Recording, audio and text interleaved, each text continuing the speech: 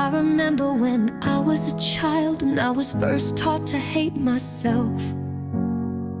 For no matter what your path, it is mild or wild, and if you live for love or for health, despite what your peers say, because your style may be skewed in their eyes, you must learn to love yourself.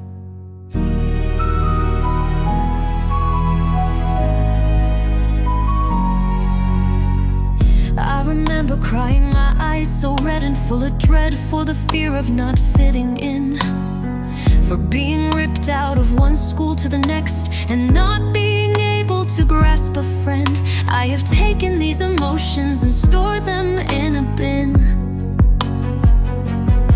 and now these bins are piling so high that if only I could reach the sky and knock them over, then perhaps I could once again find myself.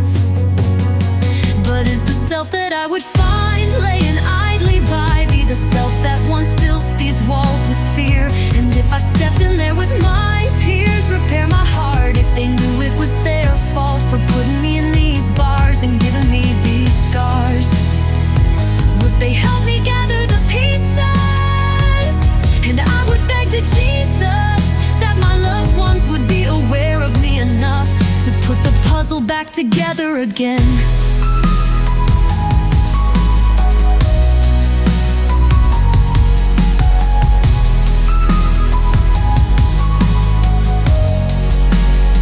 For if my sadness doesn't leak, as I would cut myself deep, and I am weak, and I would watch the blood collect laid at my feet, I could give you a peek.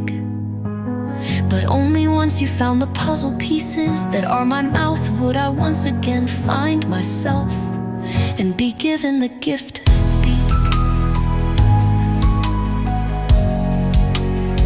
Would you want to hear what I had to say? So as I lay shattered upon the ground of this mound of my own flesh, I wonder if it is truly best that I allow myself to bleed and have this need to hold my love accountable for my destruction. If I am willing to take myself out of this depression and see that it is addiction, but I have placed myself in the detention and allow the pieces to be gathered to know how to escape now.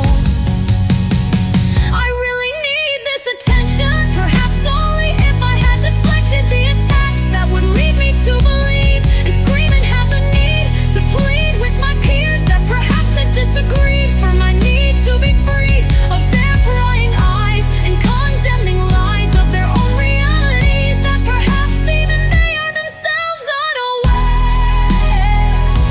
Why should I care? For as I lay in the mud, this smooth, moist shell can begin to encompass me, and all I can hear is throbbing of my own heart drumming and pounding in the back of my ears. I then will let go of my fears and my allies and praying eyes, and I will accomplish this with most absolute stealth.